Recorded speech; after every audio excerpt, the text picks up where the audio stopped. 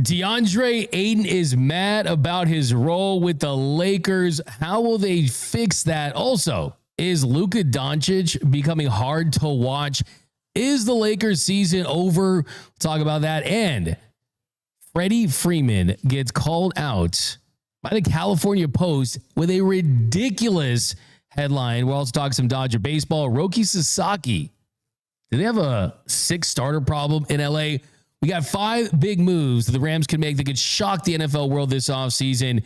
That's coming up next on the LA Sports Report. LA is the sports capital of the world. The Lakers have entered their Luka Doncic era.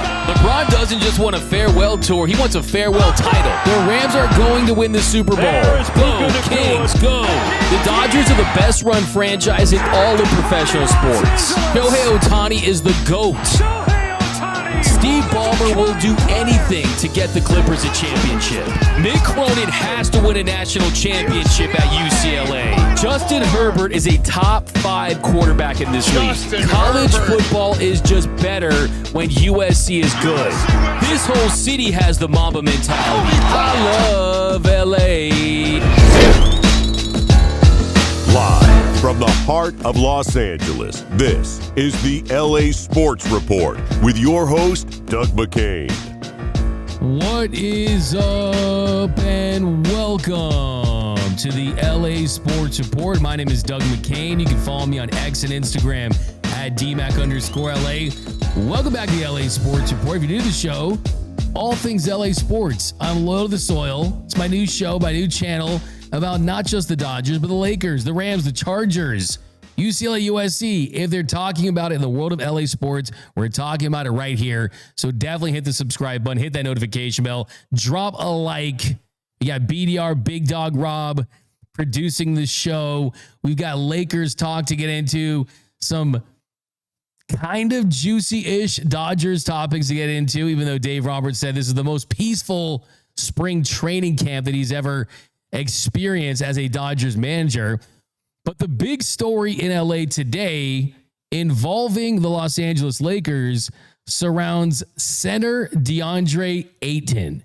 DeAndre Ayton was featured in a story by ESPN's Dave McMenamin in a profile piece where he spoke candidly about his role with the Lakers, how his fit hasn't been a perfect one to say the least, and just getting into this piece, the big takeaway here is DeAndre Ayton is just a problem wherever he goes. Like, in the offseason, we talked about maybe considering the fact that the Blazers paid to not have him be on that team anymore, a prove-it type of deal that you would get the best version of Ayton. And yes, there has been games where he's been really good. There's been games where it looks like, wow, this is someone that can really help this team, but he really kind of clearly had to pop off. And here's some of the things he said. So this is from Dave McMenamin's piece over at ESPN. When he was finished speaking to the group, Ayton made his way back toward the showers and said what he really felt. Loud enough for anyone still in the locker room to hear. He said, "They're trying to make me Clint Capella," Ayton said, referring to the Houston Rockets now backup center who a decade ago made his impact as a lob-catching, rim-running, big on a team that made it to 2 conference finals. I'm not no Clint Capella. Well, DeAndre, therein lies the problem. You need to be a Clint Capella. If you were Clint Capella, this team would be in better shape. This team would have a rim-running lob threat that Luka Doncic desperately needs. And what makes me really scratch my head on this one is, what did you think you were signing up to do? What did you expect? You're an $8 million center. Start acting like an $8 million center. It's like if a plumber got hired and then he started to get upset because you were asking him to fix the toilet, right? It's your job. It's your role. This is what you were supposed to be doing for this team. It's not like you were this big free agent that signed for $25-30 million based on being a former first round number 1 pick out of Arizona. You have made your rounds at this point. And yes, they are trying to make you Clint Capella because that's what makes sense. they want and need you to be that to best optimize this team. And here's the thing about DeAndre Ayton that's so frustrating is there's no doubt about it that when he is locked in, when he is contributing, this is a better team. This is a team that looks like maybe it could win a series. Looks like maybe it could make things interesting for the Lakers in the playoffs. But for the most part, he has been a no-show in a lot of different ways. If you look at some of his advanced stats this year, his EPM, negative 1.5. That ranks 29th among all NBA starting centers. Who's at the top of that list? Jokic, Wemby, and Embiid. He thinks he's supposed to be Joel Embiid, but he needs to be acting more and playing more like Clint Capella. 0.9 assists in 28.2 minutes. That's crazy work. And yes, they stopped giving the ball every time he gets the ball, and it's definitely a head-scratching moment, but they have to figure out a way to get some production from him because he's probably going to pick up that player option. He's probably going to be back unless they find a way to get him on another team. But the wild thing about DeAndre Ayton is that when he has 10 or more field goal attempts per game this season, the Lakers are 16-3 in those games. So the truth is, when he's active, when he dares to be great, there is some production there. Now, it also say in the piece, and this was probably the funniest thing, that he has to have basically his secret drink, right? His crunk juice, like whatever it is. This is his MJ's special stuff from Space Jam. It says the Lakers have stoked that ego too. Rob Pelinka, team president of basketball operations and general manager, commissioned a black T-shirt with a gold screen print depicting himself as half a Lions face and half of Ayton's face as he presented to the 27-year-old. Members of the training staff wrapped Ayton's water bottle in athletic tape and wrote DA's crunk juice. Drink this to unleash the beast in black marker on it before games. DeAndre Ayton has a crunk juice, a special sauce, and it just kind of tells you that this is an organization that has been trying to get him to buy in. That's trying to get him to, find a way to get that beast out of him. But I think they're babying him. What are they going to do next? Are they going to take the crust off of his peanut butter and jelly sandwiches? Are they going to cut his grapes so he doesn't choke? This is just kind of wild to think that the Lakers have to go to these lengths to get a guy to play hard, to play with effort, to have a mindset. This almost feels like it's a piece from The Onion. It doesn't even feel like it's a real piece. I'm done with DeAndre Ayton. This is just another example. He's got no motivation in Ayton. There is nothing there for him, and it's just a guy that's never going to change. I'm glad they got him for $8 million. I'm hoping he won't be the Lakers starting season after next year. There's no way that he can be that guy. He just doesn't play like someone who wants to be here. And this is just embarrassing for everyone involved. It's embarrassing for DeAndre Ayton. It's embarrassing for the organization. It's embarrassing for Rob Pelinka. And I also think it's embarrassing for JJ Redick. And yes, I'm willing to give JJ Redick a pass for this season because you've got a prehistoric LeBron James. You don't have a roster that's built around Luka Doncic. You don't have that lob threat that DeAndre Ayton isn't. But a part of your role as a head coach is to get guys to buy in.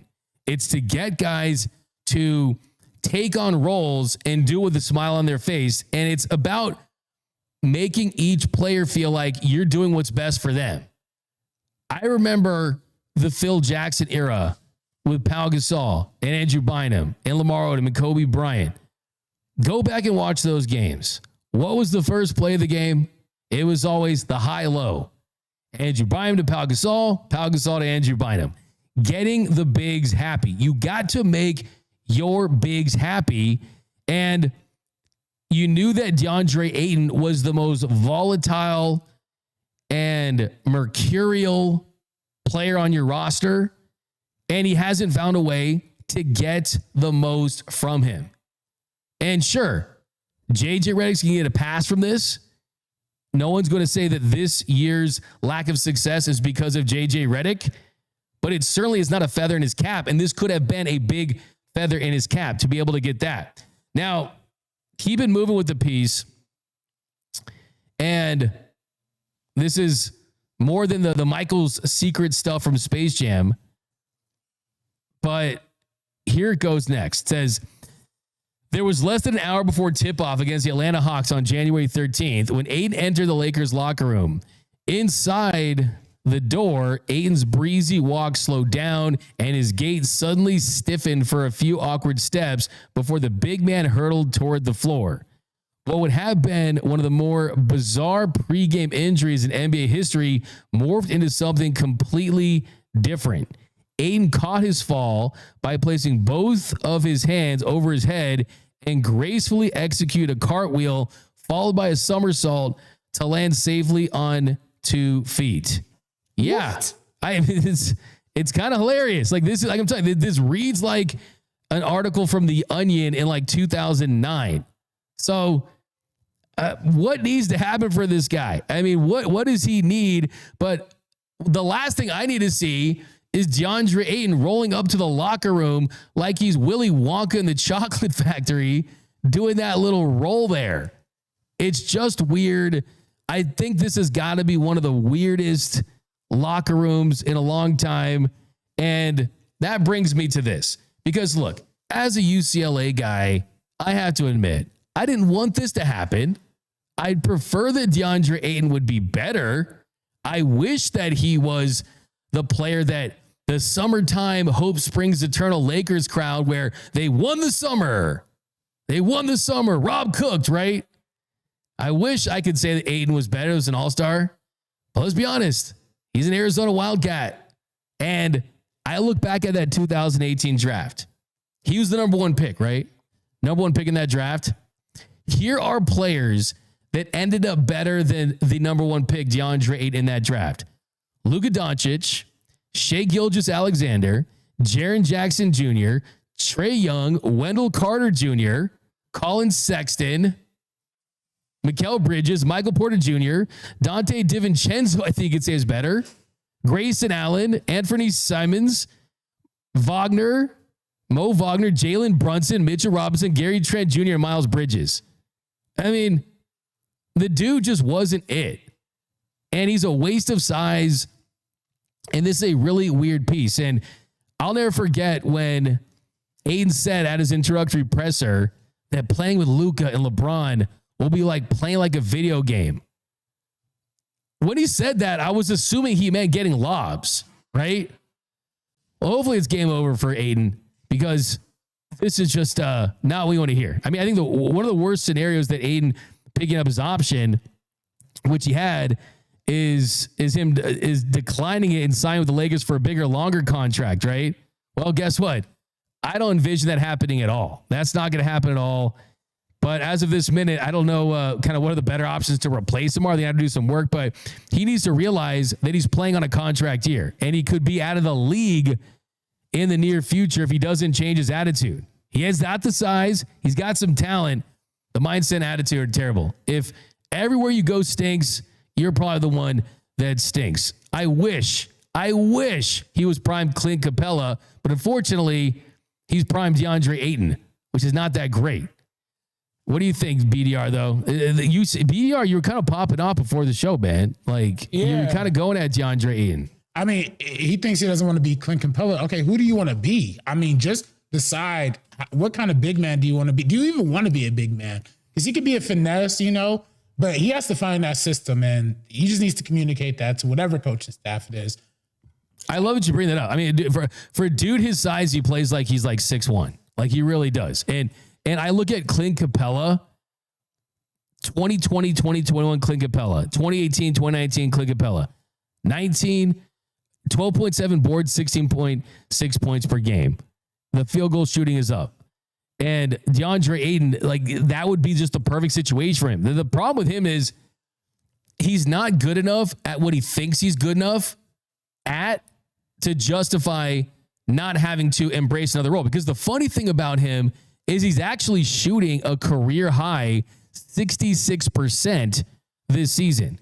Only problem is only has 9 field goal attempts per game, is averaging 13 points. Like I said at the top of this segment, when he has 10 or more field goal attempts, the Lakers are 16-3. So DeAndre Ayton, just an all-time bad vibes guy. All-time bad vibes guy. And I need him to turn it around. Now, speaking of the Lakers, by the way, this is a Lakers team that, what really are they? I mean, against good teams, they're bad. Against bad teams, they're good enough. That's really what they are. This season, the Lakers 2-11 against top 8 teams. You kind of want to go deeper than that? You can say the Lakers are against top 10 teams, 6-11 against top 10 teams. That's by NBA record. But those 11 losses against top 10 teams, you know what the average margin of defeat was? 21 points. And that's how you evaluate NBA teams, especially when you're deep into February and early March. How good are you against the good teams? Phil Jackson's golden rule is you have to get 40 wins before you have 20 losses.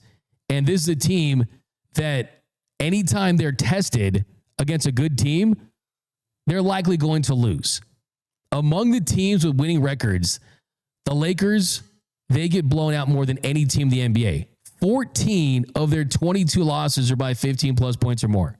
They're 0-2 against the Thunder, 0-1 against the Pistons. They're 1-3 against the Spurs, 0-2 against Boston. And don't get a quick aside, with Showtime in the building, to not show up with Showtime there was absolutely embarrassing. I also will say this too. I'm disappointed in JJ Redick. He had a chance to do something really cool. Like, how come no one asked him, JJ, did you ever think about maybe wearing an Armani suit today? Like, how cool that would have completely won the day. JJ Redick with Pat Riley there wearing Armani suit instead of the quarter zip. And by the way, Pat Riley did say at his press conference at the crypto.com arena that he thinks that coaches need to go back to the suit. I could not agree more. Like, I know it's comfortable. I know they like the quarter zips and you like the gear. I mean, honestly, if it was me, I would let the NBA to go full baseball mode. Have them wear just straight up jerseys. Like, imagine JJ Redick wearing like a Lakers jersey. Okay, I'm only kidding, but I do want to see them back in the BDR. What do you say on that issue? You want to see the coaches back suited and booted? And why? Can you imagine how cool that would have been? Imagine if JJ Redick wore like an Armani suit, like the only NBA coach to do that with Pat Riley there. I think it'd be really cool. Yeah, no, we need to bring style back to the NBA. I mean, the players got all the swag, but, we need to see our coaches looking official for sure. And you know what the wild thing is? There's so many similarities between JJ Redick and Pat Riley. Both played in the NBA. Both went into broadcasting. JJ Redick podcasting plus broadcasting before starting their coaching career. They've got that charisma. I mean, Pat Riley was off the charts for sure, but JJ's got some. I mean, the hair is turning gray. Both went to schools, prominent colleges. Pat Riley went to Kentucky. JJ Redick went to Duke. Both their school colors, blue and white. There's a lot of similarities there. But right now, I think that JJ Redick is closer to being Luke Walton 2.0 than the next Pat Riley. And I say this because it just feels like JJ runs too hot. He wears all these losses on his sleeve. He gets very edgy, very defensive in losses. And just from a schematic standpoint, I mean, that play that he drew up for Luka Doncic the other night, I mean, that'd be a good play in football. That wouldn't be a great play in basketball when you need to get a big bucket to win the game. So I still think that JJ is going to get an opportunity, but I think that this whole idea that he's going to win 4 championships like Pat Riley or become like Phil Jackson, the truth is he's a completely unproven commodity. And until he proves that he's a winner, there's that. Like, if you ask me, could I take Joe Mazzulla over JJ Redick? I'd take Joe Mazzulla for sure right now until JJ Redick proves it. Now, as far as the Lakers as a whole, last 31 games, they're 15-16. They're not a team that's won a lot of games of note. And here's another one, like Ty Lue versus JJ Redick, right? I mean, BDR, like I think that we gave him the crown a little too early. Hey, I mean, Ty Lue still has a lot to prove too. I mean, but I think the Clippers just handle their post James Harden era pretty well too. Yeah, no, for sure, absolutely. I mean, I think that's kind of like, and I still believe that he deserves an opportunity, but the Lakers are kind of in a little funk right now. And here's the thing. I'm not overly concerned about it because they still think they need to see what a roster looks like around Luka Doncic. But I saw where Zach Lowe said that Luka Doncic was hard to watch. And it was because of the complaining. This is what Zach Lowe said about Luka Doncic. He said, quote, "The whining is back to peak Dallas levels. It's every effing play. Just play, man. Not everything is a foul. Are you trying to draw a foul? Are you trying to play basketball? Which one are you doing? Are you playing one-on-one with the refs? It's every possession now." So, look, I will say to this, we can all love Luka Doncic, and we can say maybe there's some truth to that. I mean, and there's no problem with that either. But I think with the Lakers and where they're at, they just got to get to the offseason. They really do. As far as this year, is it over? Not ready to completely say it's over, but I will say that, you see LeBron James, Luka, Austin Reeves, it just doesn't work. And I don't think it's going to work. Now, switching gears, though, I'm talking some Freddie Freeman. Let's talk some Freddie Freeman here. There was a story on the New York Post, on the California Post, and the headline was, it has Freddie Freeman right smack dab in front of the California Post. And it says, after struggling recently, Freeman must show he's still worthy if he wants to end his career in LA. And the headline is, bust a prove. And essentially, what this piece is suggesting is that Freddie Freeman has to prove. Freddie Freeman has to prove that he's still a really good player. The funny thing about this, and we'll kind of go into this article a little bit, is, look, this is Dylan Hernandez. I'm guessing. Number one, I confirmed Freddie it Freeman is. holds off all Dave Roberts said this about Freddie Freeman. Third straight year at number one. He said Number one, that 6 of this is the best that he's seen Freddie Freeman swing in the last couple of seasons. He said, right now, today is as good as I've seen his swing over the course of a week sample than I have in 2 years. And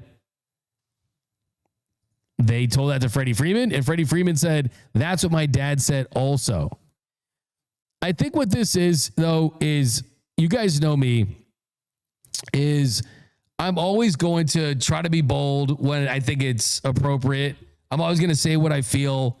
But I think the last thing you'll see from me is just saying something to try to get clicks that I don't think is true. And this is just not true. Like, here's the thing about Freddie Freeman. For his career, Freddie Freeman, for his career, he is a 142 OPS plus. So OPS plus, offensive stat, compiles a lot of different factors, but just know that it's a way to evaluate offense. And good grade for OPS plus is basically 110 to 120% is above average, but great or elite or MVP caliber is 140 or above. So basically it goes 100's league average, 110 to 120 is good, 130 to 140 is all-star to very good, and 150 plus is elite, MVP caliber, or great. Okay? Last season, Freddie Freeman was a 142 OPS plus. So that's all-star level bat for his career, right? 141, 141, and 142. So he was exactly one OPS plus down from his career average. His very first year with the Dodgers, he was a 156 OPS plus. That's MVP level. It's getting towards there. You wouldn't win an MVP with Shohei or Judge, but in some years you might, right? 918 OPS. Then in 2023, he had his best season as a pro with a 163 OPS plus. And the last couple years, that OPS plus has dropped down to 12 points. He still had 39 doubles and 24 home runs last year. The first part of the season, he was in the mix with Shohei and Pete Crow Armstrong as MVP candidates. Now, that's just ridiculous. Like, it absolutely, this is a ridiculous headline, right? For the simple fact that the dude literally is coming off of a World Series MVP a few years ago.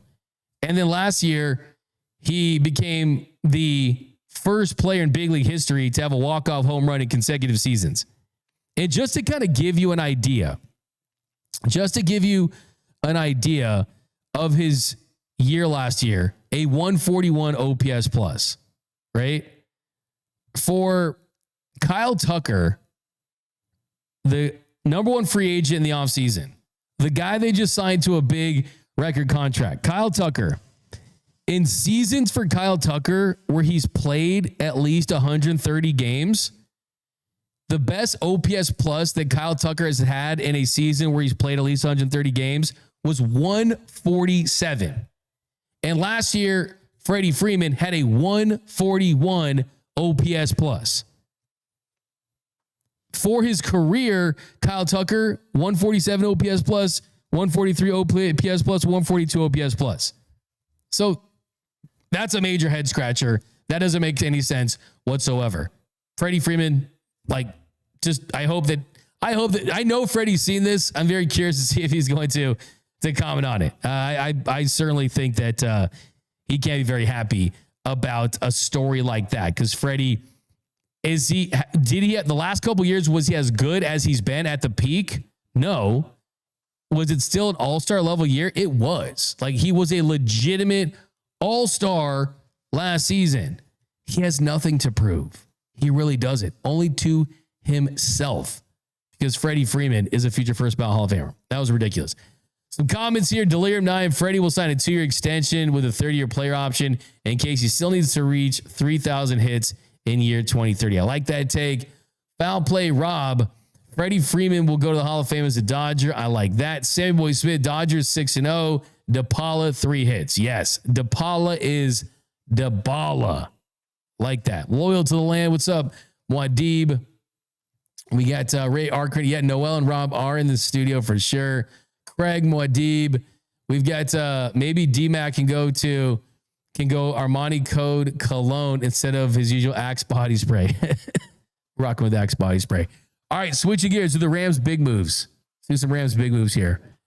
So the big moves that the Rams could make this season that could shock the NFL world, the first big one would be, could you trade for Max Crosby? You've got Byron Young on potential, another 1-year deal as far as his contract's going to expire, his rookie deal. Max Crosby, you give multiple first-round picks, you get a player of his caliber. And Max Crosby is a major difference maker on defense. He's a guy that is that dude. He's a guy that is an absolute beast.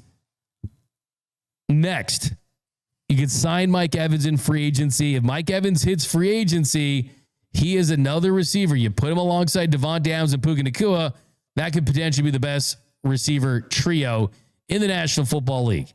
We still have to see if he hits free agency, but that's a move that could shake up the NFL world.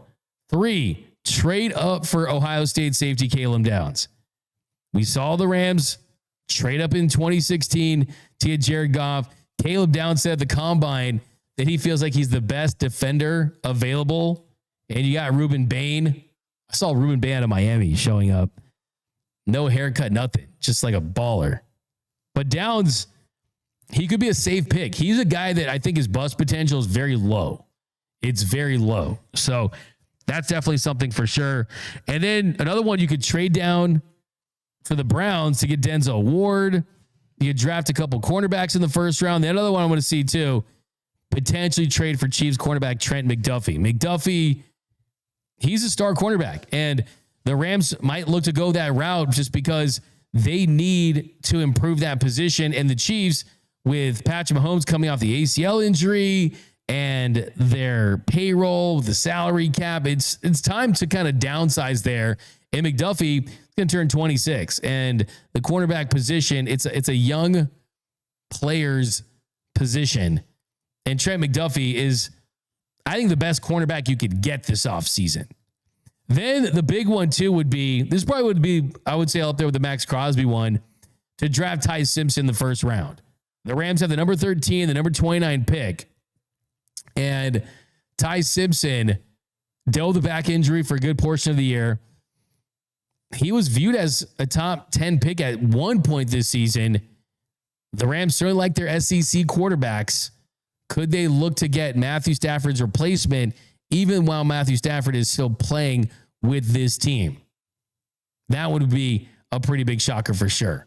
I'm not here for it. I would say use that pick for a playmaker, get a Mekhi Lemon, get a receiver or a cornerback or an edge or a lineman. Like, it just would not go well. All right, couple more. Muad'Dib 69, Puka for Max Crosby, Mekhi Lemon. Oh man. Ruben, Anthony Pig Miller was a more realistic center for the Lakers than Ayton. Bang. I love it. But all right, guys, quick one, but we'll be back tomorrow. Full-blown morning. Rock with us. It's already Thursday, Rob. Jeez, this week flew by. But we got Lakers Suns tonight. Join us tomorrow. We're going to break it all down. And if you haven't yet, do me a huge favor. Subscribe to the channel, hit the notification bell, hit the like button for your LA sports teams. My name is Doug McKain. You can follow me on X and Instagram at DMAC_LA. If you haven't yet, do us a huge favor. Subscribe to the notification bell, hit the like button for your city of champions. Lakers, Rams, Dodgers.